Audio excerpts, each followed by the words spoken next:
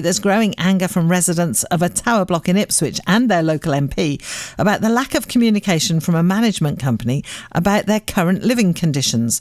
After the Grenfell fire in 2017, the cladding on St Francis Tower was judged to be dangerous, and work has been going on to make the structure safe. But now plastic wrap around the whole building is blocking the light, and scaffolding means that windows don't open.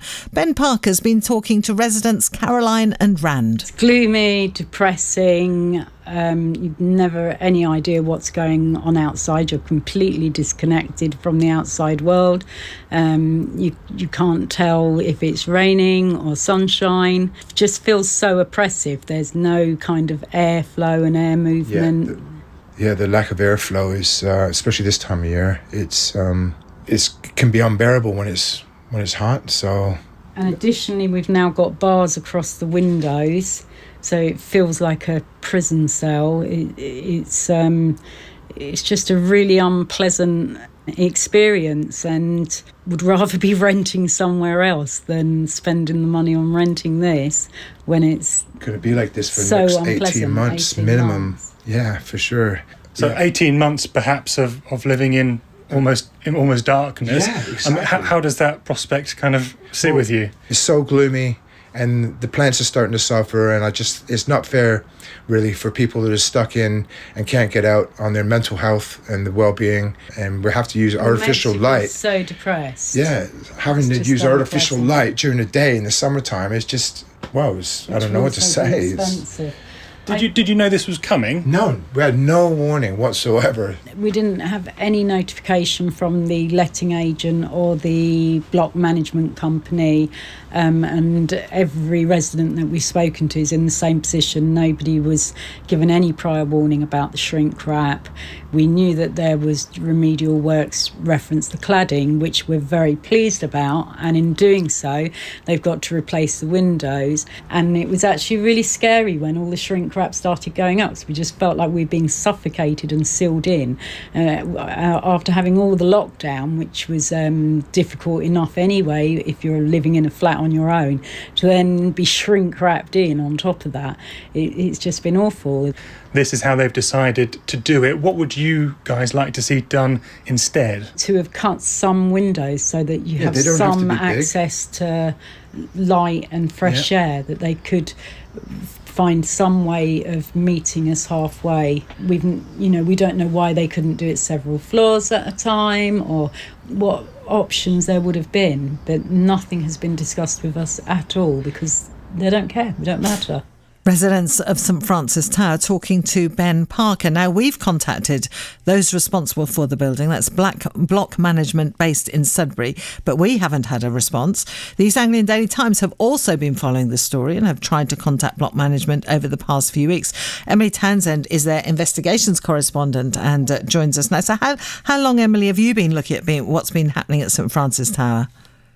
Hi, Lesley. Yeah, so I've been looking at this, I think it's almost 3 years now. So the cladding issue was first identified in August 2018, and I've been covering stories on it ever since. This is the first time that we've really seen, sort of no communication really about what's been going on. Initially, as you said, you've struggled to get hold of block management and the freeholders. We have as well this time. Before, they were very good. They held regular meetings with people. They spoke to us in a lot of detail. And now we've had radio silence. We contacted them at the start of June, which is when we first found out, and we haven't heard anything since. We were told we were supposed to get a statement a couple of weeks ago, and we still haven't heard anything. And we heard there from the residents talking about the living conditions, but they obviously as well are totally frustrated about the lack of information that they're receiving. Yeah, exactly. And I think what I've been hearing from residents is quite similar to how you have. Nobody is disputing the need for the cladding to come off. Clearly, it needs to come off, and it's an important amount of work that needs to be done. However, it must be so scary to have had the shrink wrap appear. They say with no warning. They say no letters have gone out either, no information. And I think now that obviously it's gone up and it's around the tower, and obviously the metal bars, as you explained, that arrived and they're stopping the windows from opening, that is, to not have any communication about that, I think it's just a total lack of response that we've had. And that's quite surprising, I think, given the extent of the information they gave us before. I was driving past just the other day and looking at it, and I just can't imagine. I mean, they mentioned that they have to use the lights all the time. I mean, you just feel as if you've been entombed. It's bizarre. Obviously, you're going to try and trying to get hold of them to find out what's going on. And what would you like to see happen, Emily?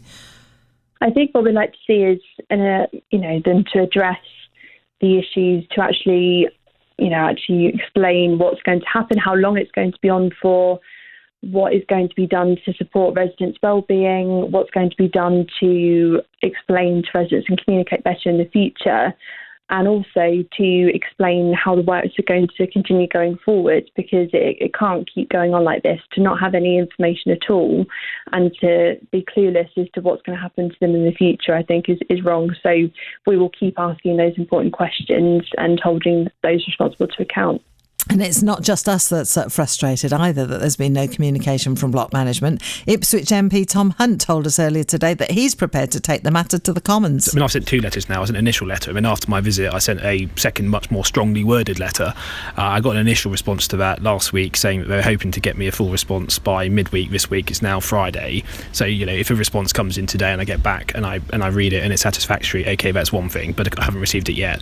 But no, I am planning to raise in Parliament next week. I'm just waiting for the appropriate opportunity to do so. What is clear is that since this has hit the headlines, I think it's good that it's hit the headlines. I think it's good that there's so much interest from yourselves and also the East Anglian Daily Times. But ultimately, nothing has changed. And ultimately, my constituents are still living in those conditions. So, we need to keep the pressure on. I hope that the media coverage we've had, I hope by raising it in Parliament, it makes for people who expect my constituents to live in these conditions think twice and do something about it. So, Emily, obviously we all hope to look forward to getting some response. And, of course, East Anglian Daily Times, BBC Radio Suffolk, we will be keeping everyone updated. Brilliant. Thanks, Lesley. Thank you very much. That's Emily Townsend, who is the investigations correspondent at the East Anglian Daily Times, and she in the newspaper and us here. We will be continuing to follow that story and see if we can get some information and a response from block management. And of course, if you are from block management and you're listening and you want to put your side of the story, that's what we'd like to hear.